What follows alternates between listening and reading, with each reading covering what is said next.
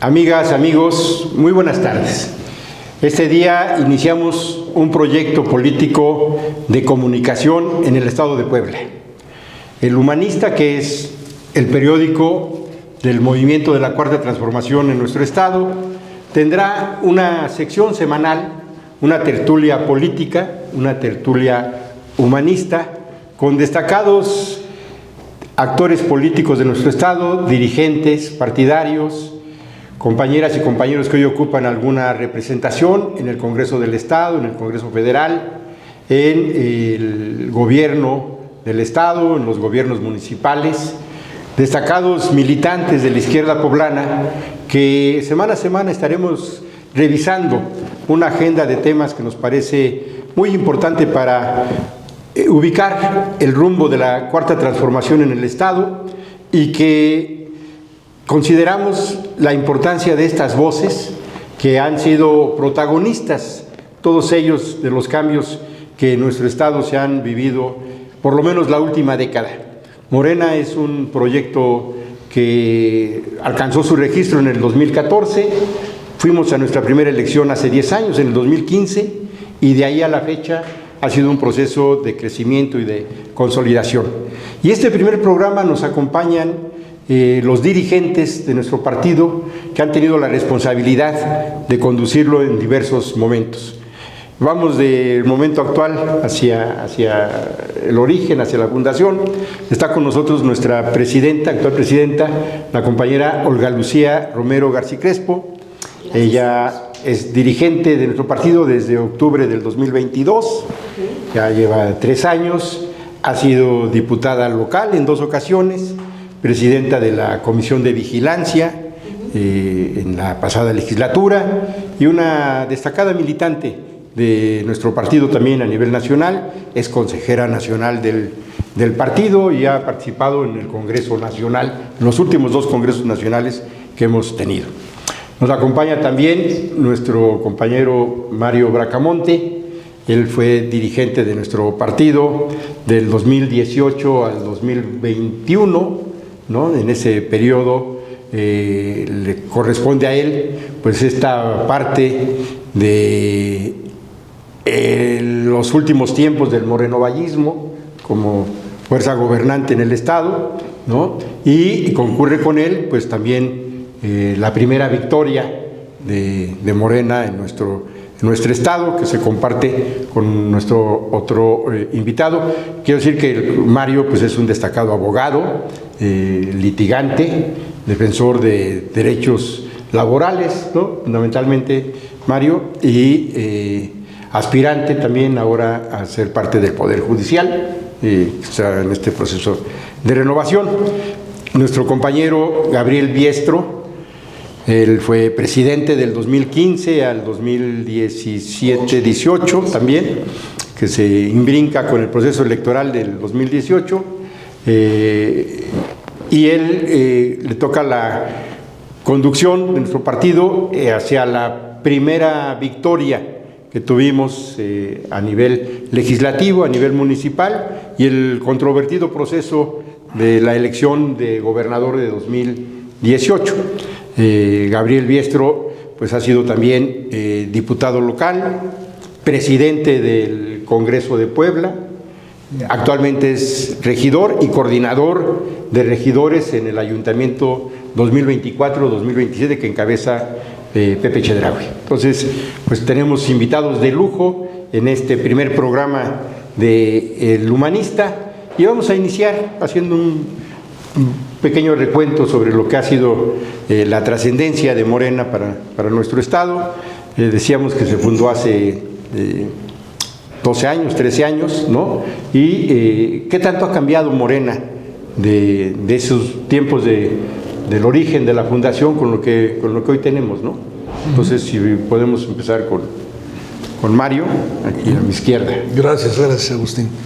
Pues yo creo que el asunto es que todo en la vida cambia, se transforma, a veces para mal, a veces para bien, pero normalmente las cosas no permanecen en el estado original.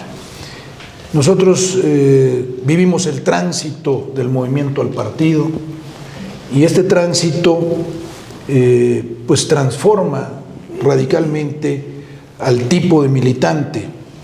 El movimiento es en esencia más puro, está lleno de gente más idealista, que se equivoca a veces en cuanto al pragmatismo necesario para llegar al poder, a los puestos o a los cargos, inspirados también en esta idea obradorista de que no se buscaban los cargos y los puestos, sino el servicio al pueblo, ¿no? Esta situación de una militancia limpia, idealista, que también impulsó el cambio por el mero deseo de transformar al país en un entorno difícil, no solamente por la situación económica, la ausencia de recursos que cada militante se procuraba, sino por la oposición grande, sistemática y feroz del sistema que se resistía a la transformación y se resistía al cambio. Yo creo que, claro que quien tiene conexión con esos orígenes y se agregó, como es mi caso, a este movimiento por idealismo y por deseo, por patriotismo y deseo de transformar al país, añora esos tiempos por la pureza original de las ideas, de los ideales y el alejamiento del poder que hacía vivir a la militancia realmente en compromiso con el proyecto y con la meta, ¿no? Entonces, eso se da en ese entonces. La gran discusión para convertirnos en partido, lo platicábamos aquí con Gabriel, pues nosotros, yo en lo personal me opuse a que esto sucediera. El problema de la llegada de las burocracias partidarias y la pérdida de la frescura y de la conexión con el surgimiento y con la génesis del partido. Sin embargo, no hay otra manera de llegar al poder o de acceder a los cargos públicos si no es mediante la vía electoral, y para que se llegue a los cargos públicos y se acceda a esa vía electoral, que es el medio, pues se requiere estar constituido legalmente como partido, ¿no? Y estar reconocido como una persona moral de derecho político que puede presentarse a una elección, una cosa por la otra, porque Andrés Manuel en su momento dijo, bueno, pues tenemos que llegar, porque si no llegamos no vamos a poder transformar.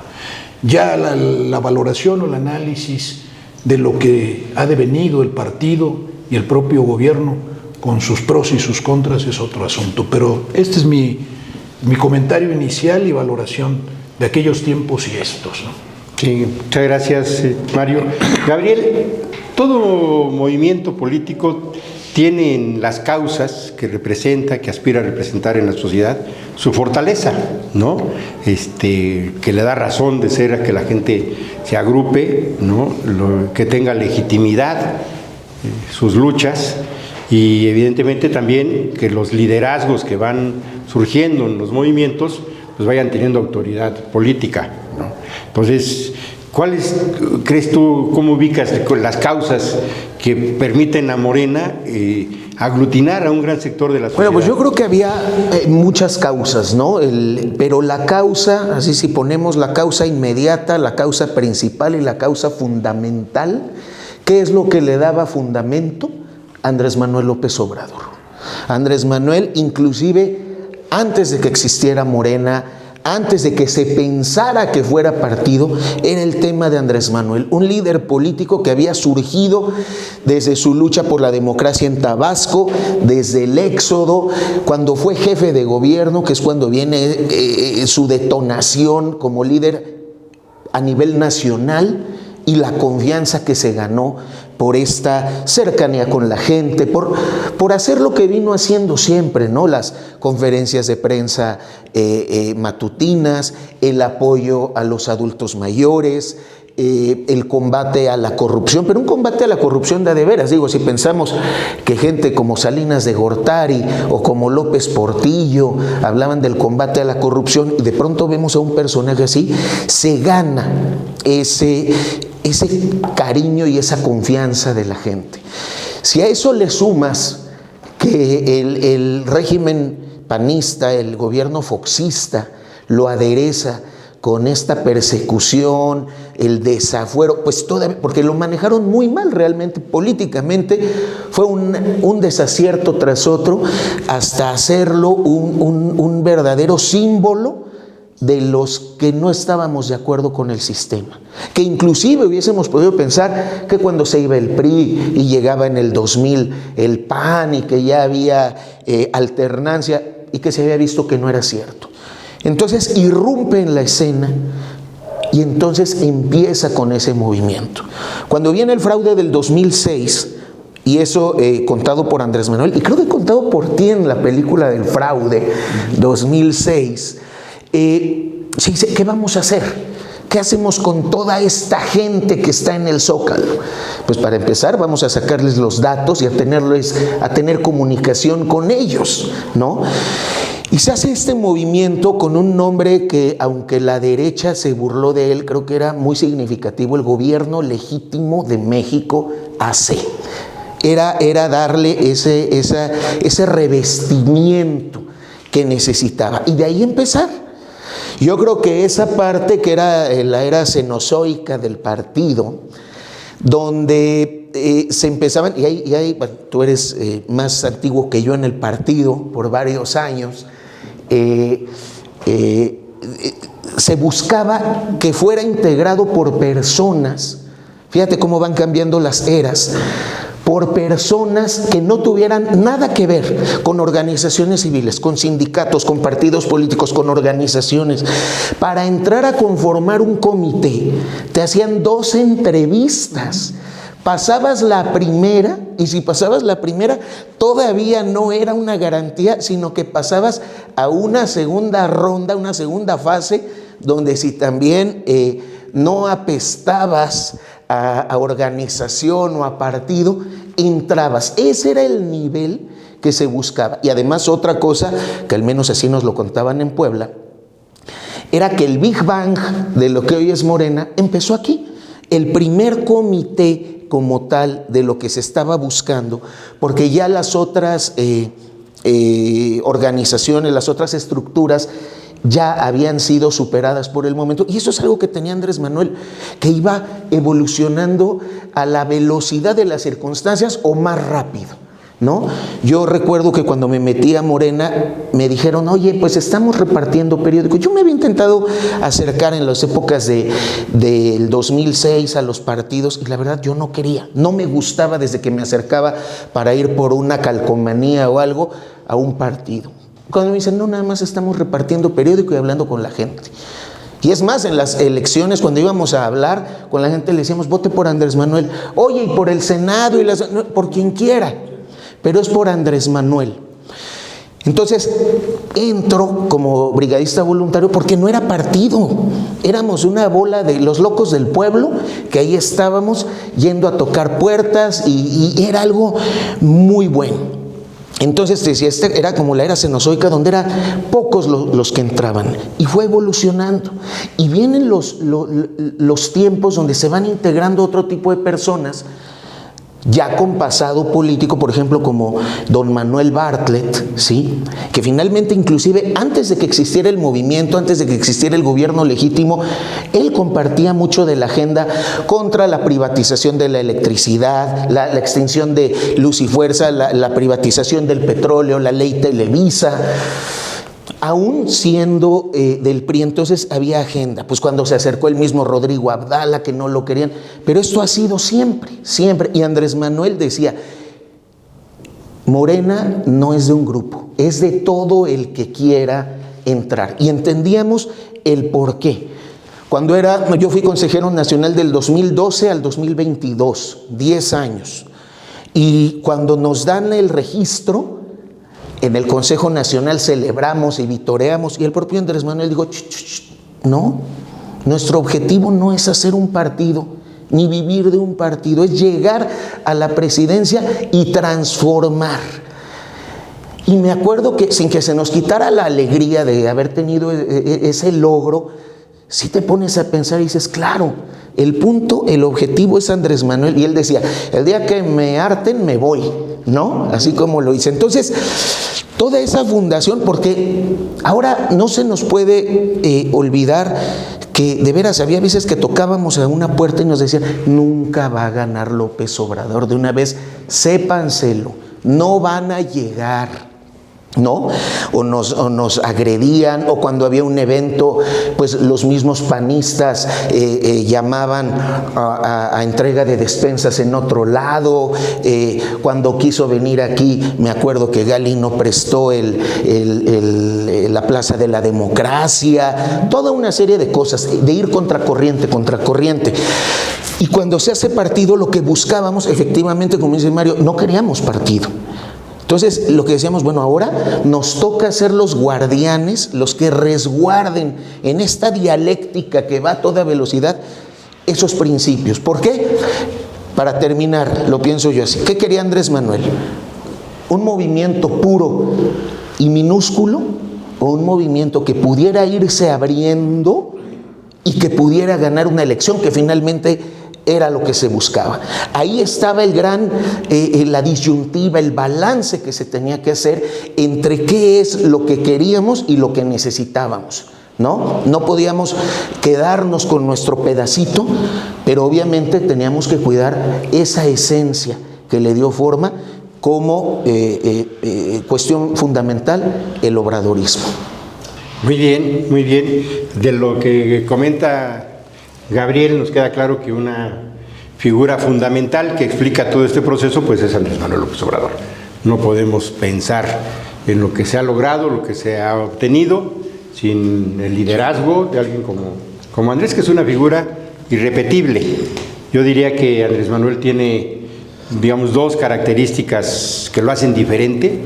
Una, que es el primer político que le habla al pueblo en su manera de pensar y de hablar. O sea, le habla sin rebuscamientos, ¿no? Sin palabras altisonantes, rimbombantes. Le habla al pueblo como es. Él es un político que tiene esa cualidad. Y una segunda cualidad que él tiene es la necedad. O sea, el que las cosas a veces salen bien, a veces no salen bien. Constante. Y es constante, es un necio para todo. No quitar el dedo del renglón, ¿no? Y tiene la capacidad de, pues de abrir a todo el que simpatiza con esa causa, pues al partido, y eso permitió que muchos liderazgos, personajes políticos, como el caso de Olga, pues también llegar al partido, ¿no? Porque hubo una apertura muy generosa por parte de Andrés Manuel, entendiendo que derrotar al viejo régimen, ¿no? No era una cuestión solamente de los fundadores del partido, sino de una suma mucho más amplia de actores, ¿no? Entonces, esa suma pues ha permitido este otro momento, que es el crecimiento exponencial de Morena, ¿no? ¿Tú cómo ves eso, Olga? Sí. Bueno, antes que nada, pues saludar a Mario, saludar a Gabriel. La verdad que gusto estar con ustedes y sobre todo con estos temas. Y ya te lo había dicho, Agus, pero te lo vuelvo a decir, te felicito. Reconozco la experiencia, el conocimiento, te lo he dicho en muchas ocasiones, eres una biblioteca andando. Y la verdad que qué padre que hayas tomado la iniciativa y hayas iniciado con este trabajo que pues al final sigue siendo de comunicación, de información, y que y pues siempre lo vamos a celebrar en la 4T cuando hay gente que informa realmente lo que pasó y lo que pasa y lo que pasará. Pues sí, definitivamente, como bien lo han dicho, yo aquí soy la más nueva en este partido, y sí, aclarando mucho ese tema, yo no pertenecí a ningún partido, como por ahí andan diciendo de repente que yo vengo del PRI, que vengo del PAN. No vengo de ningún partido, porque en mi casa nunca fuimos de partidos políticos, ni de política, ni nada de eso. Ya no creíamos en los gobiernos. Realmente ir a votar era prefiero quedarme a trabajar, necesito estar presente en el trabajo que ir a perder el tiempo a votar por una persona que lo más probable es que no gane, ¿no? Empezamos a seguir el camino que llevaba ya estoy leyendo Andrés Manuel López Obrador unos años antes. Y ¿saben qué fue lo que más me impactó a mí de Andrés Manuel? Que es algo que creo que se está dejando en muchos momentos a un lado. Definitivamente sí, el rescate del país era algo muy importante, sí, y la lucha que él llevó a cabo fue de muchos años, de cosas muy, muy complicadas, difíciles, que logró, obviamente, no nada más el respeto de toda la gente que lo empezó a seguir, sino la admiración y, obviamente, seguir los ideales y los principios que él estaba construyendo dentro de ese movimiento. Pero había para mi forma de ver las cosas, y que yo llegué con un partido que ustedes empezaron como movimiento, que ya habían fortalecido y que fue el boom de Morena, en donde creció de forma impresionante, ¿no? Pero creo que hay un trasfondo un poquito más hermoso, vamos a decirlo, que él mismo lo ha dicho, ¿no? Que es el despertar de conciencias, la revolución de las conciencias, y creo que ese era el motivo principal de por qué Morena no podía quedarse como un movimiento y tenía que convertirse en un partido, ¿no? ¿Por qué? Porque pues teníamos que pelear por esa presidencia de la República, que era el factor, como bien lo dijiste, Gabriel, que iba a transformar o a empezar a transformar nuestro país, que realmente como país estábamos perdidos y cada vez lo íbamos a estar más. El que llegara Andrés Manuel definitivamente vino a transformar nuestro país, vino a transformar estas conciencias, lo estamos viendo hoy en día. Yo recuerdo, siendo muy lejana de la política, el no estar informada de absolutamente nada de lo que pasaba en el país. ¿Qué vemos hoy en día? La gente está informada, la gente está interesada. ¿Por qué? Porque a partir de que Andrés Manuel López Obrador llega a la presidencia de la República, nos volvimos un gobierno abierto, un gobierno cercano, un gobierno real, no simulaciones como las que tuvimos durante miles de años, o sea, bueno, cientos de años. Realmente vino a transformar, te vas al interior del estado, aquí en Puebla, nosotros como poblanas y poblanos, y le preguntas a una persona lo que tú quieras y te lo va a contestar. Cosa que no veías en el 2018 cuando empezamos como diputadas y diputados, que nos íbamos a alguna de las reuniones que había, eventos o asambleas en México, y le preguntabas a la gente y no te respondían, la mayoría no te respondía, ¿no? Hoy en día todos te responden. Te responden los porqués, los cómo, los pasos a seguir, cuáles son los objetivos, todo. Entonces, ¿qué se logró con Andrés Manuel López Obrador? Motivar al pueblo de México para estar activo en la política de su país. Sentirse con ese compromiso porque se sintieron sumados a la toma de decisiones, ¿no? Simplemente todos los foros que se llevaron a cabo con Andrés Manuel para tomar decisiones de todas las reformas que se iban a llevar a cabo en el país. Muchos cambios se generaron. Creo que el despertar de conciencias fue en base lo más importante que Andrés Manuel tenía en mente. Definitivamente, como lo dijo Gabriel, Andrés Manuel ha ido cambiando conforme nuestro movimiento ha ido cambiando, como nuestra sociedad ha ido cambiando, como nuestro país ha ido cambiando, para poder marcar el camino que se debe de seguir. Y ahorita con Claudia Sheinbaum, pues la verdad es que seguimos con ese mismo liderazgo, ¿no? Porque es la misma escuela de Andrés Manuel López Obrador, nada más que ahora en una mujer. Entonces, pues, ¿qué te puedo decir? Sí, es un cambio importante, y que obviamente cuando es una transformación, entre más gente se sume, la transformación será muchísimo mejor. Por eso yo quiero decir algo respecto a lo que dices. Cuando dijiste ahorita que es irrepetible, híjole, es poco alentador pensar eso. Yo creo que su ejemplo, su liderazgo tiene que permear, y tiene que haber muchas Claudia Sheinbaum, muchos Andrés Manuel López Obrador. De eso se trata. Y esperemos que no sea irrepetible. Pero es que de eso se trata despertar de conciencia. Exactamente. Sí, efectivamente, o sea, lo que nosotros nos ha tocado vivir ha sido un largo proceso de acumulación de fuerzas, y de despertar de conciencias. Bien recordamos hace algunas décadas la vida política era de políticos, ¿no? La gente en general pues no se interesaba para nada. Venían las campañas y ahí aparecía la gente, pero para la escenografía. Pero ni siquiera había esos No, nada que ver, nada que ver. Esos que dicen, ¿no? Que no somos todo este proceso es el acarreados. proceso también de educación política, muy vivificante para la sociedad. Ahora, nosotros como movimiento de izquierda tomamos una decisión hace 30 años o 40 años, en el 88, que fue la decisión de ir a ganar una mayoría a través de las urnas, ¿no?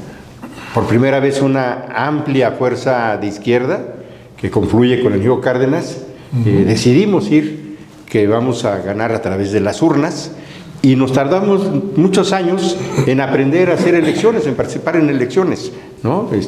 Varias veces ganamos y no supimos incluso hasta defender esas victorias. Digo esto porque la otra vía de la izquierda latinoamericana, la izquierda clásica, era llegar al poder a través de una revolución, a través de las armas. Y hay también muchos ejemplos. Y aquí les quisiera yo plantear un tema porque tiene que ver con lo que estábamos viviendo ahora, ¿no? Cuando se toma esa decisión de ir al gobierno por las armas y se gana, pues es cambio de todo, ¿no? Empezar desde cero. Cuando decidimos ir por las urnas, que es el caso de Salvador Allende en Chile, por ejemplo, primero Correa en Ecuador, y luego pues hay muchísimos casos, mismo es Chávez. que se gana y no es un borrón y cuenta nueva.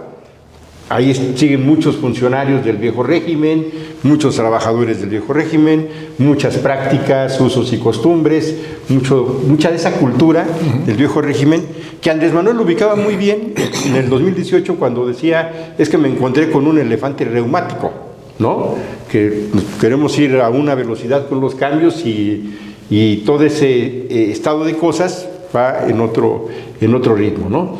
Y de pronto tenemos que compartir en las decisiones y en la implementación de nuestros gobiernos, compañeras y compañeros que vienen del movimiento con otros actores que ahí están, ¿no? Y que a veces en muchos lugares son mayoría, o sea, porque tampoco llegas y corres a todo mundo, de hecho no se corre a nadie, ¿no? O sea, es mínimo los cambios que se dan, es una capa muy pequeña, ¿no? Y eso, bueno, pues se refleja en nuestras prácticas también, ¿no? Entonces, no sea en ese contexto, Mario, que tiene que ver con estas cuestiones de que nuestro movimiento de pronto tan vigoroso de izquierda empieza a correrse al centro, empieza a perder fuerza en la operación. Mira, yo sí soy muy crítico porque es propio de la izquierda, y no solo de la izquierda, sino de todo movimiento y partido y organización política que desee pervivir la autocrítica. Yo veo demasiado matraquero, veo demasiada emoción, veo demasiado aplauso y poca autocrítica. ¿Y de dónde o en dónde debemos centrar la autocrítica? Bueno, yo no pienso que un movimiento, que un partido sin ideología pueda pervivir. No es echarle ganas, digamos, vulgarmente hablando. Está faltando solidez intelectual, ideológica y verdadera preparación que nos haga gobernar de un modo peculiar, particular y uniforme. ¿Qué quiero decir con esto? Al haber adoptado una cantidad de gente diversa, de diversos lugares y de diversos orígenes, el asunto era que urgentemente había que conquistar el poder. Y en esa urgencia, yo se lo decía al maestro Ortiz Pinchetti en su momento cuando estábamos en la repartición de periódicos. Maestro, nos hace falta formación. Y decía, por lo pronto la formación es esta, tocar la puerta, y se llama resistencia política. Resistir a la adversidad y resistir a la tentación de abandonar, que la sentimos muchas veces, sobre todo la gran frustración en 2012, ya aguantar 2 fraudes o aguantar 2 golpes tan fuertes del sistema, que nos hizo recios, que nos hizo resistentes, cosa que hoy no existe. Y no existe porque eso se construye en la vivencia, se construye en la vida diaria. Pero por otro lado, a mí sí me preocupa particularmente porque veo ejemplos. Bueno, estamos ahora en los asuntos de Cuauhtémoc Blanco y del gobernador de acá y del gobernador de allá y el escándalo del otro, y una serie de actitudes que corresponden más bien a ideas o más bien a pulsiones del sistema anterior, ¿no? ¿Y qué digo esto? No se acaba con un régimen si no se piensa distinto y se actúa distinto. No son las palabras. Es la convicción profunda de que tiene que haber un cambio personal. O sea, no son las mismas personas con los mismos vicios, con las mismas mañas. Y yo creo que el desterrar la corrupción en México es un asunto sumamente complicado, ¿no? Sumamente complicado. Andrés Manuel es un hombre que predicó, y a veces en el desierto, un modo nuevo de hacer política. Y lo dijo. Y hay puntos medulares que no se entienden porque también la crítica al sistema neoliberal está ausente en muchos de los nuevos, ¿no? ¿Y por qué está ausente esto? Pues porque no hay ideas, porque no hay cultura política, porque no hay formación. O sea, yo sí soy, y que me perdone el fisgón también, ¿verdad? Pero yo creo que nuestro partido ha fracasado en la formación de cuadros. Es una autocrítica seria y la hago desde la convicción y el afecto y el cariño que le tengo a este movimiento. Ha fracasado en la formación de cuadros porque el inmediatismo nos ha matado, ¿no? Y cuando no notas en el político nuevo ese espíritu que se notaba en Andrés Manuel, esa cercanía con el pueblo que no es el populacherismo, es la convicción profunda del servicio en la política y la entrega verdadera a un ideal, ¿no? ¿Cómo se va a entender un ideal si no se ha vivido ni se ha trabajado en pos y en aras de un ideal? Entonces, yo creo que ese es un primer aspecto importante.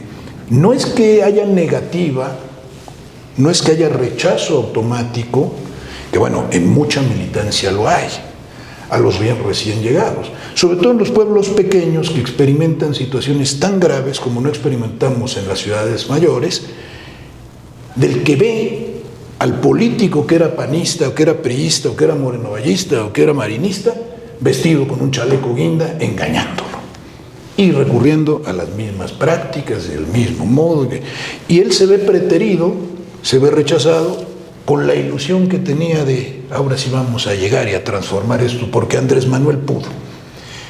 Y llega la elección y levanta la mano y tiene ganas de ser candidato y le dicen, ¿qué crees? Va el mismo, o la esposa del mismo, o el tío del mismo, o el primo del mismo, o el mismo, con los mismos métodos, con las mismas ideas, y con las mismas ambiciones y los mismos vicios, ¿no?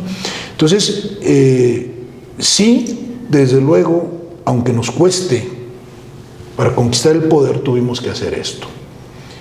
Pero a mí me da mucha preocupación que esto termine ahogándose, si es que se hace a un lado el elemento idealista, el elemento no solo idealista en cuanto a una especie de soñador como se piensa, sino quien está imbuido del verdadero espíritu y de la ideología, ¿no? Yo no creo que los movimientos funcionen con una suma de elementos.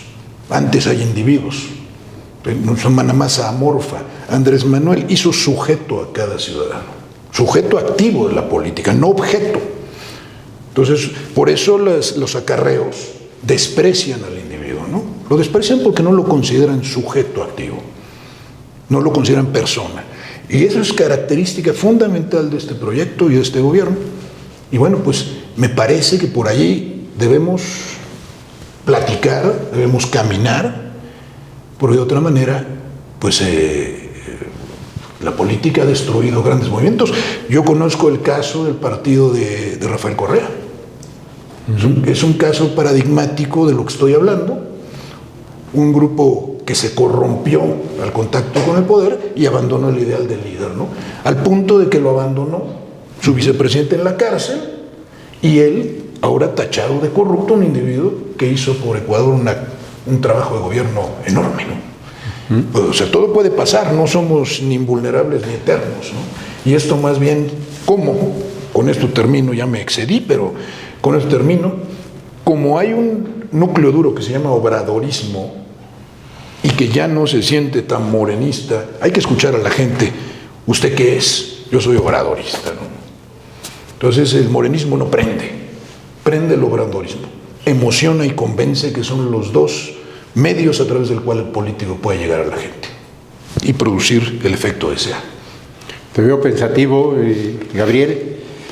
Sí, fíjate que respecto a lo que dice Mario, yo platicaba con una persona que había sido militante del Partido Comunista de Italia y decía que todos estos cursos de formación política no era para generar cuadros, sino para encontrarlos. O sea, y ya los que estaban en todos los sitios los encontraban y entonces los mandaban a Roma, ya a los cuadros que encontraban, ¿no? A lo mejor tenía cuestiones de liderazgo, de conocimiento, de qué sé yo. Y yo creo que aquí también es fundamental ese tema. A ver, esta apertura de las compuertas así indiscriminada, te decía yo que en las épocas anteriores a nosotros nos decían: no te puedes acercar a un partido político, no te puedes acercar a una organización de maestros, tú ponte a repartir el periódico. Y así era, y todos los viernes que precisamente llegaba Ortiz Pinchetti y nos explicaban lo que era el movimiento y cómo los partidos no valían nada y cómo los de siempre no, y de pronto, siempre digo, nos cayó la perestroika. Nos dicen: ¿qué crees? No, que sí valen. ¿Por qué? Porque es cierto, Andrés Manuel hizo una gran alianza con el pueblo, pero también supo tejer alianzas arriba, ¿no? Yo ponía a la gente del comité, cuando era presidente del partido, a los más cercanos, a leer un libro, siempre lo digo, que se llama De la dictadura a la democracia, de Gene Sharp, que pese a que es un fascistoide, de lo que habla es prácticamente lo que hacía Andrés Manuel. ¿Cómo vas a desgajar a la dictadura? Le tienes que quitar a sus militares, le tienes que quitar a sus operadores, le tienes que quitar a sus burócratas, ok. Pero una vez que ya se logró eso, que se logró el objetivo, decía yo, fundamental, el que nos dio fundamento, que llegara Andrés Manuel López Obrador a la presidencia. Volvemos a ese tema dialéctico. Ya llegó, ¿sí? Ok. Ya ahora sí, desde aquí vamos a cambiar las cosas. El mismo partido, o él como presidente, o cuando era presidenta Jade Cole, decía: la estructura ya del partido tiene que cambiar, porque era en un momento político y electoral muy diferente al que estamos viviendo. La estructura de los comités nacionales, estatal, debe de cambiar. Y creo que de igual manera las estrategias deberían de cambiar. Es muy preocupante tener a gente como, no sé, que nos generen ese run al interior, como los Yunes, o aquí en fin, de muchos lados, como hay en varios puntos, ¿sí? Porque eso le quita confianza a la gente. Yo siempre decía, Morena, más que porque me decían, ¿qué es Morena? Pues más que un partido, un movimiento, Morena es la idea que todavía la gente tiene de lo que está bien, del deber ser. La gente visualizó amor, y ese fue su mayor poder y su mayor escudo, el pensar en que lo de Morena era lo correcto, era el camino honesto, era el camino limpio, el camino apegado a la gente, a los principios, a la defensa del patrimonio de la patria y del pueblo. Eso era. Mientras Morena siga en ese tema de lo que debe de ser y de lo que está bien, va a seguir teniendo su poder.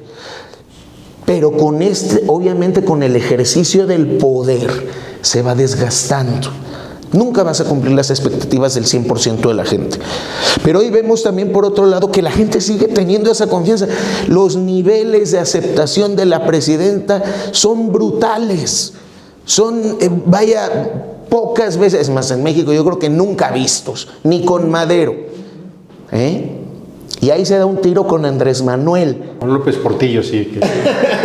95%. Entonces, no, pero ese es en la elección. Habló de la popularidad que ya tiene. Entonces, Tenemos que mantener eso de algún modo porque si no se va a resquebrajar, si no va a quedar la hojarasca, ¿sí? Si no le va a pasar lo que al PRD le pasó, ¿sí? Y en un tiempo mucho menor.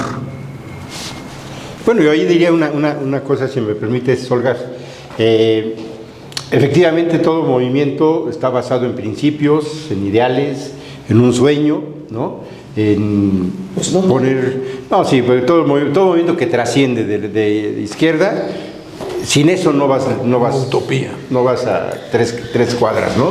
Entonces tienes que tener eso. Ahora, el asunto acá es que el equipo dirigente que rodea a Andrés Manuel después de la victoria que lo hace jefe de gobierno en el 2000 y que se plantea la meta de ir por la presidencia de la República.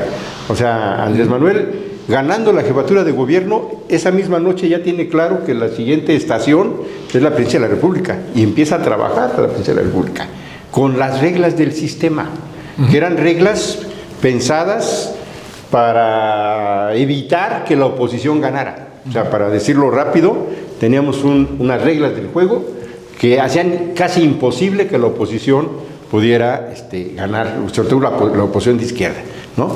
Entonces, en ese momento, cuando Andrés tiene esa claridad de cómo está compitiendo con esas reglas, también aparece una dosis de pragmatismo. No se puede solo con ideales, claro, ¿no? Enfrentar, combatir y ganar. Tienes que hacer cosas que no hacías, ¿no? Para sumar más fuerzas, o sea, para romper esas reglas que están hechas para que no ganes. De hecho, nosotros ganamos en el 18 con esas reglas. Y Claudia... Con esos árbitros. Y con esos árbitros. Y Claudia gana en el 24 con las mismas reglas. No hemos cambiado una sola línea de esas reglas y gana con una votación todavía mayor a la de Andrés Manuel López Obrador, porque desde mi punto de vista, y ahí te doy la palabra, Olga, la experiencia de los 6 años de Andrés nos hacen ver que no era suficiente ganar la presidencia, como lo dices tú, Gabriel. O sea, nuestro objetivo era ganar la presidencia y los demás, o sea, no, si quieres hacer una transformación, necesitas tener la mayoría en el legislativo, y ahora también la historia nos mostró que es tener un poder judicial distinto. Por eso aparece lo del plan C. O sea, entonces sí hay una carga de pragmatismo, pero no es a lo loco, es una carga de pragmatismo con un objetivo muy concreto de generar un nuevo régimen político, que es la experiencia en la que estamos en este momento. O sea, si hay un salto cualitativo entre los 6 años de Andrés Manuel, la experiencia de ejercer el gobierno, en este nuevo contexto que tiene la doctora Claudia, y además, bueno, con Trome enfrente, que también te viene a aderezar la situación, pero en esta parte que ya te toca a ti conducir este proceso, estas alianzas, ¿no? Que a veces es muy difícil de explicar a la gente, oye, ¿y por qué? Eso. Pues sí, ¿no? Es que sin esto todo le va sumando para ganar, ¿no? Pero mejor dínoslo tú. Bueno, para empezar, creo que la confianza definitivamente sigue en ese movimiento, sigue en Morena como movimiento. Y obviamente esa confianza que genera ese movimiento se ve reflejada en las urnas hacia un partido. Eso es lo que yo siento en territorio, ¿eh? Yo en territorio lo que siento es a la gente muy sumada, sobre todo a un movimiento que vino a rescatar a la sociedad mexicana. Y aquí metemos el humanismo mexicano. Por eso decía desde un principio que el proyecto de Andrés Manuel es mucho más profundo que solamente el gobierno de México.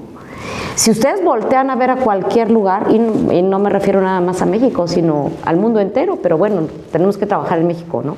Nosotros, Andrés Manuel, Claudia, la sociedad está completamente desquebrajada, completamente. Porque ¿qué pasa hoy en día con tantos asaltos, con tantos asesinatos, con tantos feminicidios? Todo es siempre la culpa del gobierno, ¿no? El gobierno está faltando por aquí, no está haciendo su trabajo por allá, no tiene la experiencia necesaria. Pero realmente también lo que está sucediendo es que nuestra sociedad se está desmoronando. Nuestros valores, nuestros principios, nuestra ética, ¿no? Eso es lo que yo veo, observo, y desde un punto de vista de como miembro de este gran movimiento, de forma más reciente, que me tocó vivir cosas muy diferentes a las que ustedes vivieron, ¿sí? Eso es lo que yo veo en... Pero ahí te va, nada más algo. Tú estás diciendo, siguen teniendo la confianza. Por supuesto que sí, porque la doctora Sheinbaum, Andrés Manuel, por ejemplo, en el caso de Puebla, Armenta, ¿sí? Están llevando las riendas de acuerdo a lo que la 4T dice, de acuerdo a los postulados de Morena y de Andrés Manuel. Exacto. Pero viene de arriba hacia abajo.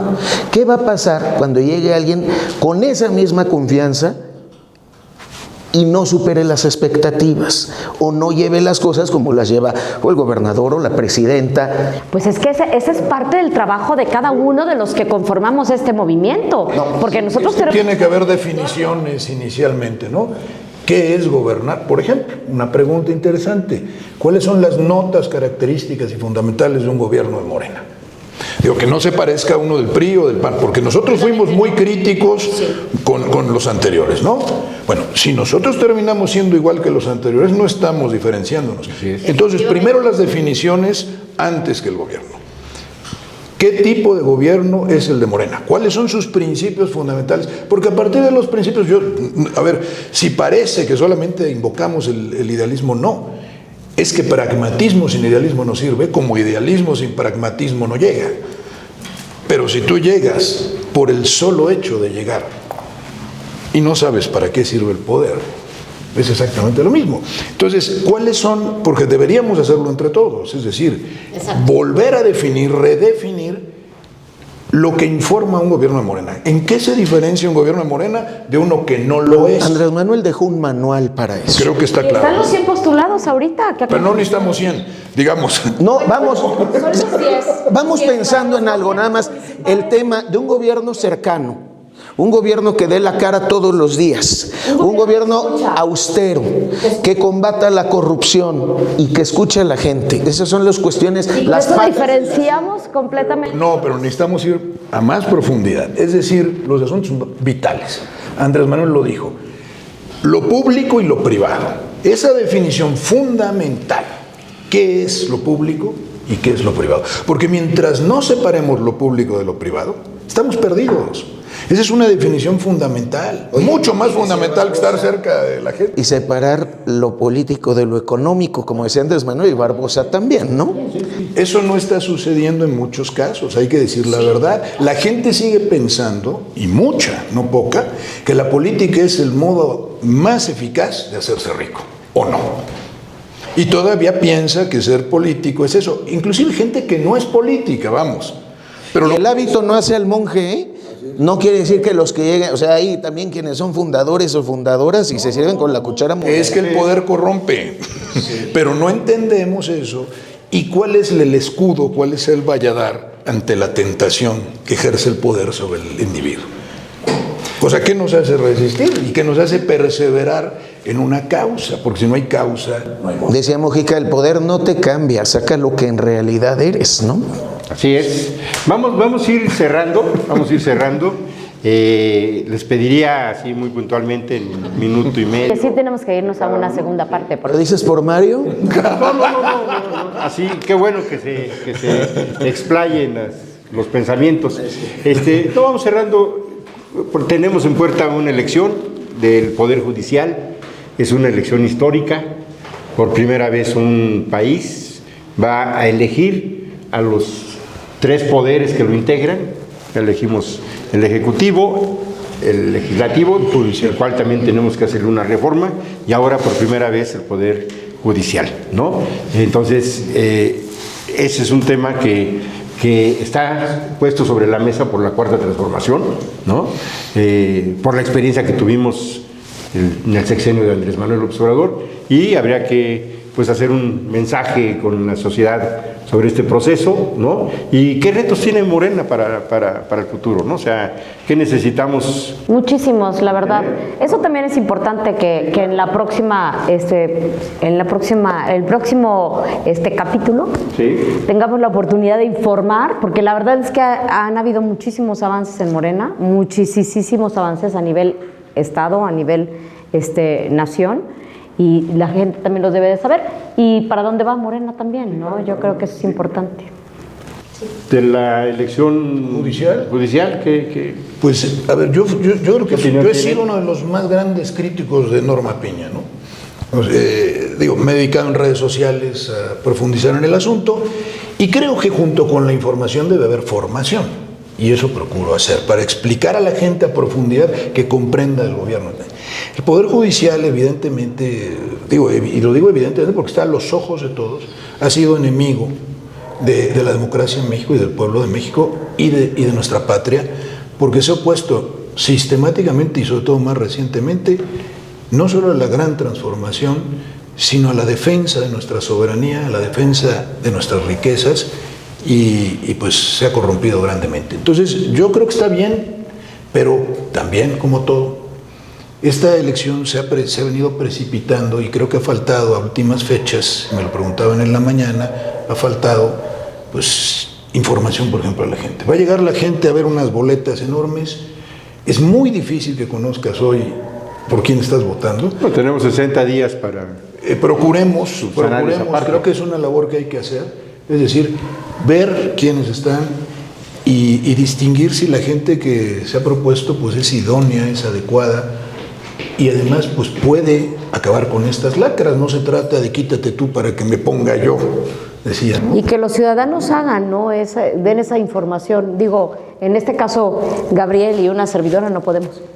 Bueno, pero estamos nosotros los que estamos, los que estamos en el, Muy bien. el movimiento. Pero sí podemos, a ver, yo sí quiero decir algo, sí podemos decirle a la gente, muchas veces, o llevamos años viendo lo que pasó con la violencia, con la delincuencia, cómo se ha desatado, y es muy difícil, y de una vez decirlo, lo decíamos desde tiempos de Andrés Manuel, que esto se acabe en 1 o en 2 años. O sea, esto se ve, si no le hubieran hecho el fraude electoral en el 2006 a Andrés Manuel, si no hubiera llegado el Borolas alias Felipe Calderón, no al revés, las cosas serían diferentes, pero hoy así es. Hoy nos quejamos de todo esto, que es una combinación de impunidad, corrupción y necesidad, y mucho tiene que ver el Poder Judicial.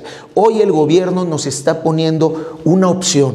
Tenemos la opción de elegir, tenemos la opción de meter nuestra cuchara como ciudadanía en la conformación del Poder Judicial, no nada más de quejarnos, no nada más de sufrir los atropellos de ese Poder Judicial, y creo que hoy es el momento de demostrar lo que podemos hacer y lo que debemos hacer. Eso es uno. Y en segundo, nada más para terminar, respecto a los temas del movimiento. Efectivamente, hay muchos fundadores y hay muchos que llegan. Aquí no hay, como dijo una vez Andrés Manuel, no hay derecho de antigüedad. Es cierto, pero también es cierto que a los militantes de CEPA que les interese, o a los de después, ¿por qué no? A los que han llegado después, pero que les interese mantener esos principios, pues también hay que pelearle, también hay que estar presentes, también hay que estar en las actividades del partido, también hay que estar en la formación, también hay que formar, hay que participar, no nada más sentarnos y decir cada 3 años, uy, las listas de candidatos ya no son. No, hay que estar ahí y no ser nada más vigilantes pasivos que ven cómo llegan, porque también es cierto, a ver, en la política como en cualquier otra cosa, los oportunistas, los trepadores, todo eso van a llegar. Eso, desde que el hombre es hombre y la política existe y la mujer es mujer, así es.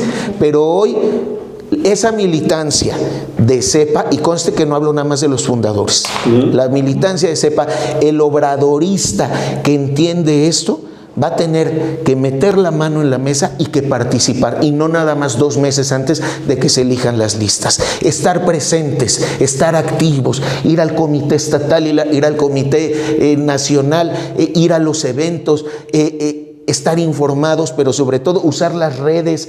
Eso es muy importante, mantenernos activos si queremos mantener esa esencia, más de Morena, como se llama, del obradorismo en Morena.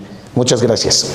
No, gracias Gabriel, y ha sido un gusto compartir estos minutos con ustedes. Esperemos que no sea la última vez, hay muchos temas que han ido apareciendo. Si es la última vez te lo vamos a reclamar. No va a ser la última vez. Pues vamos a ir hay que avanzar. programando, efectivamente. En el periódico El Humanista, que ya está por salir el segundo número, este es el del mes de marzo, ¿no? Tenemos en la contraportada lo que es el decálogo. El decálogo, que es las reglas, los principios de todos los servidores de todos los servidores públicos. O sea, quien le debe un cargo, no solamente de elección, sino también de designación, porque al final del día el ciudadano no distingue entre quién está ahí porque ganó una elección, iba en una planilla, o alguien que es designado en un cargo de alto rango, secretarios, subsecretarios, todos ellos están ahí porque ganó Morena. Entonces, hoy los gobiernos que tenemos están ahí porque ganó Morena. Y todos nuestros servidores públicos han firmado este decálogo, y ahora nos toca vigilar que lo cumplan, que ajusten su práctica social a este decálogo, ¿no? Porque no se vale, qué bueno que lo firman, pero no se vale después de firmarlo olvidarse de estos principios, porque justamente si nosotros somos leales a estos principios, vamos a poderle decir a la gente: no somos iguales. No te equivocaste votando por Morena, no te equivocaste votando por nuestro movimiento, ¿no? Porque nosotros somos leales a estos principios, y esos principios están pensados para que la gente tenga una nueva ética, vea las cosas públicas con una nueva ética, ¿no? Con principios, y nos pueda reclamar también, a que muchas de las acciones que aquí se han comentado en la mesa contravienen este decálogo, y la gente tiene todo el derecho de exigirnos que respetemos lo que firmamos. ¿Y la obligación? Y la obligación de cumplirlo, ¿no? Muy Pero bien. y esto es para los servidores públicos. Pero vuelvo a repetir, son muchos, pero Sí, tenemos los 100 postulados. están de verdad muy bonitos, fortalecen el humanismo mexicano, y yo os invito a los militantes y simpatizantes, y aquí los compañeros presentes, que los lean, porque la verdad sí valen muchísimo la pena. Muy bien, pues muchas gracias, buenas noches. Buenas noches, gracias.